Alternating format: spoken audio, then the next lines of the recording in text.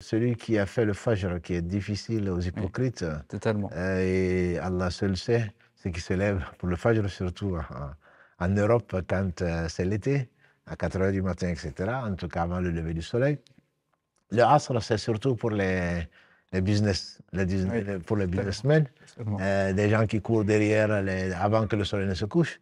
C'est deux prières qui sont particulièrement recommandées. Allah dit Mm. subhanahu wa ta'ala dans la sourate al-Baqarah, Hafidhu ala salawat wa salat Ça, al-wusta wa qumu lillahi qanitin. Si ma mémoire est bonne, c'est le verset 238. Préservez, Hafidhu, gardez cette constance, gardez l'importance des prières. Hafidhu ala salawat, les prières en général. Wa salat al-wusta, et ainsi que la prière du milieu, qui fait partie bien sûr des prières. Mais Allah l'a distinguée justement parce qu'elle est importante et distingue celui qui a choisi ce bas monde et l'autre. Et comme on sait, cette prière, en tout cas dans les hadiths authentiques, c'est la prière du Asr. Donc c'est celle avant le coucher du soleil.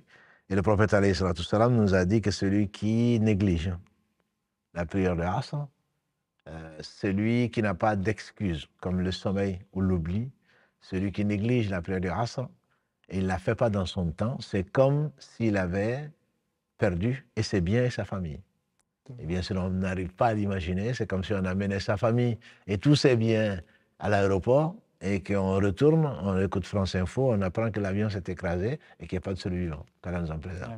Voilà. Donc, il y a des prières, Allah a choisi parmi ces prières la salat du Asr, le Fajr également, qui distingue, comme on a dit, les hypocrites de quelle énergie, dans quelle énergie, d'où je vais puiser cette énergie-là, si ce n'est pas dans la foi, pour me lever tôt le matin, avant le soleil, malgré mes prétentions, et à ce moment-là, me mettre à adorer le Seigneur du monde. C'est la première des choses que je dois faire quand je me lève. Donc le Fajr et le Asr, comme tu dis, c'est les deux prières les plus importantes. D'ailleurs, le Wusta est considéré chez les Malikites comme la prière du Fajr. Voilà. Mais chez d'autres, et c'est probablement l'avis le plus fort, c'est la Salat al-Asr, puisque le prophète m'a dit qu'Allah mette du feu dans les tombes des polythéistes qui nous ont empêchés de faire la prière Wusta, puisqu'ils ont combattu les polythéistes, et jusqu'au coucher du soleil. Donc la prière Wusta a été considérée, considérée en tout cas par nombre de savants comme étant la prière du Asr. Si on continue effectivement sur ces bienfaits-là, un des bienfaits importants qu'on avait cité la semaine dernière et que beaucoup négligent, en tout cas beaucoup ne ressentent pas, c'est que c'est une façon effectivement de se dégager de ce monde et retrouver une tranquillité d'esprit et surtout une joie, comme le prophète alayhi salatu wassalam. Et je citais tout à l'heure le verset Ala bi dhikrillahi tatma'innul qulub, et comme le prophète alayhi salatu wassalam disait à Bilal, Arihna biha ya Bilal. Du coup, c'est vraiment une façon, effectivement, c'est une façon pour amener de la joie et de la satisfaction pour les cœurs des vrais croyants. Et c'est pas seulement c'est pas une corvée en soi pour ceux qui arrivent, qu'Allah subhanahu wa ta'ala nous fasse parmi eux, ceux qui arrivent à ressentir et à sentir cette saveur. Non, mais absolument, c'est la rencontre, c'est ce qu'on attend. Il est clair que quand on attend un moment, la joie devient encore plus grande quand on l'attend que quand on est surpris voilà, on ne l'attend pas, bon, c'est un plus. En gros, souvent, beaucoup d'entre nous considèrent la prière comme un plus, bon, ben, c'est administratif, on le fait et puis voilà, on passe à autre chose. Alors que d'autres l'attendent. Et d'ailleurs, c'est qu'Allah nous honore parmi ceux-là.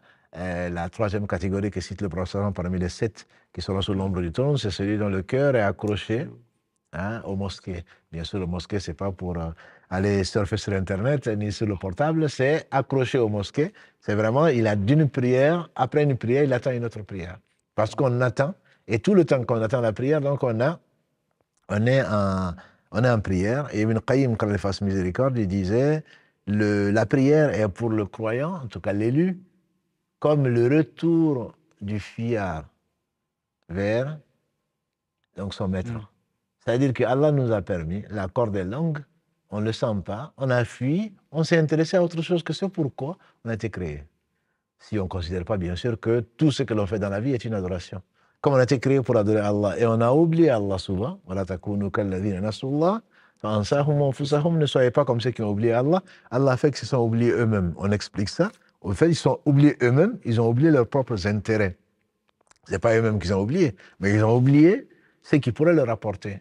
Donc, le dhikr d'Allah, le rappel d'Allah subhanahu wa ta'ala. Donc, c'est comme si Allah nous obligeait, comme on a dit au début, à revenir vers lui. On a fui pour aller vers autre chose. Comme un enfant qui se met à chercher à gauche, à droite, alors que le but, il est là. Nous sommes des itinérants. On va vers l'au-delà. On va vers Allah. Et au lieu de prendre un chemin droit qui nous a été tracé et qui est clair de jour comme de nuit, on s'arrête pour regarder quelques champignons, pour regarder quelques fleurs, alors que les fleurs et les champs de champignons et de tout ce qu'aucun œil n'a vu, aucun n'aurait entendu parler, nous attendent dans l'au-delà, Inch'Allah. Au lieu de, voilà, quand on veut arriver, on part tôt. Et donc, on garde le chemin. Allah nous a tracé un droit chemin, que l'on lui demande d'ailleurs de suivre tout dans la prière, entre autres, pour nous rappeler qu'il y a un chemin qui est droit et qui va vers son agrément. Et il y a des chemins tortueux qui vont soit vers sa colère, soit qui vont vers, donc, vers l'égarement. Et donc, ça nous oblige, alhamdoulilah, à savoir vers où on veut aller. Et c'est le retour du serviteur vers Allah subhanahu wa ta'ala. Et la prière, effectivement, est une façon d'amener de la joie quand on est triste. Et le prophète, alayhi salatu wassalam, on rapporte de lui que parfois, quand il avait des situations difficiles, il se réfugiait dans la prière. C'est une façon aussi, comme Allah subhanahu wa ta'ala a dit, Wasta'inu bis-sabri was-salah. Aidez-vous avec la patience et la prière. Et on raconte effectivement de Ibn Abbas radiyallahu ta'ala anhu qu'une fois il a eu l'annonce comme quoi son frère qui était décédé, il s'est arrêté, il s'est mis de côté, il a prié. Et après, quand il a fini, il a cité ce verset. Que c'est une façon, effectivement, quand on parle de sabr wa salat, elles sont liées parce que ça nous aide à patienter. Et ça nous aide à patienter par rapport à des moments qui nous paraissent graves. Et ça nous aide aussi de se réfugier et de demander de l'aide à Allah subhanahu wa ta'ala. Non, c'est encore les gens qui connaissent Allah, et Allah seul sait qui il est, les gens qui connaissent Allah, nous disent, donc si Iyaka na'budu wa Iyaka nasta'in, c'est toi seul que nous adorons, c'est toi seul dont nous implorons secours, vient au milieu de la Fatiha, et qui regroupe tout le Coran. Et donc, c'est toi seul que nous adorons, c'est toi seul dont nous implorons secours, parce qu'on doit, il a dit à Ibn Abbas, le même que tu as cité, car Allah a ainsi que son père, si tu demandes, demande à Allah. Si tu demandes secours, demande à Allah. Ce qui fait que le verset 28 de la sourate Arad, sourate 3, Allah bi dhikrillah tatma'innu al-qulub, si on avait compris ça, le rappel d'Allah, par définition, est dans la prière.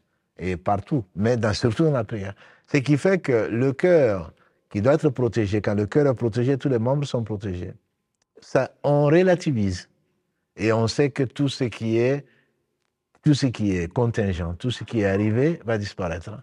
Et que la noble face d'Allah subhanahu wa ta'ala est la seule chose qui va persister. Ça relativise. Et donc le fait de se prosterner devant Allah et sachant qu'il ne fait que le meilleur, ça relativise la perte de ce qui ne nous appartient pas. Parce qu'on est toujours là, on a perdu quelque chose, ça ne nous appartient pas. Et on est revenu. La chose a été reprise par son Seigneur, ça ne peut être que la meilleure des choses. Et dans ce cœur, et tu fais bien de le souligner, je crois que c'est malheureusement, quand une chose arrive, le stress est proportionnel au manque de foi, entre guillemets. C'est pour cela, une des raisons pour lesquelles le prophète sallam a été l'homme le plus éprouvé, nous serons tous éprouvés, et en fonction de notre foi. Mais quand l'épreuve arrive, la première des choses, c'est à qui on pense. Quand on a un problème de voiture, on passe au mécanicien. Quand on a un problème de santé, on passe au docteur. Quand on a un problème on pense tout de suite à les créatures. Et on oublie Allah. La première des choses, quand un problème nous arrive, c'est de se rappeler Allah. Et la meilleure des choses, pour lui parler, c'est de faire ses ablutions et de se prosterner devant Allah. Et voilà que la chose passe. Les anciens ils disent, quand une chose t'arrive, et qui dit, comment je vais faire? Comme moi, comme beaucoup d'autres gens, et on s'affole. Comment je vais faire? On dit qu'Allah dit, tu veux t'en occuper? Vas-y, occupe-toi de ça. Et tu ne vas jamais t'en sortir. Mais quand tu dis, oh Allah, voilà une chose, voilà une épreuve qui m'arrive, je te la confie, Allah dit, tu fais bien de me la confier. Je vais m'en occuper. Et voilà que tu es déchargé. C'est-à-dire que tu es sûr que la chose Allah va venir au secours, Allah te demande de t'aider par la patience et par la prière. Ça veut dire que je suis convaincu que Allah a donné ce moyen-là et qu'il va s'en occuper. Et à partir de ce moment, quand tu sais que la chose va passer, quand tu sais qu'il y a le secours, le 15 qui arrive, ou le 18, ça te calme déjà Oui, que si totalement. tu n'avais aucun rapport. Et là, le rapport il est direct. Allah dit, invoquez-moi. Donc, l'invocation, quand tu invoques Allah, dans la prière en particulier, Allah a promis de te répondre. Donc, à partir de ce moment-là, tu es tranquille. Tu sais que ça va venir, tôt ou tard. Et donc, ce n'est pas comme quelqu'un qui ne sait pas où donner de la tête. Dès qu'une chose arrive, le réflexe, qu'Allah nous l'accorde, le réflexe doit être « Ya Allah, oh mon Seigneur, c'est toi qui as tout créé, c'est toi qui tiens tout par son toupet, alors je te confie l'affaire. » Et la meilleure des façons de le faire, c'est dans la prière. Et donc, et pas, quand j'ai fini, on rate la prière pour aller s'occuper des choses d'autres. Non, c'est la première des choses à laquelle on doit penser, c'est l'aide d'Allah subhanahu wa ta'ala au travers, justement, de la prière.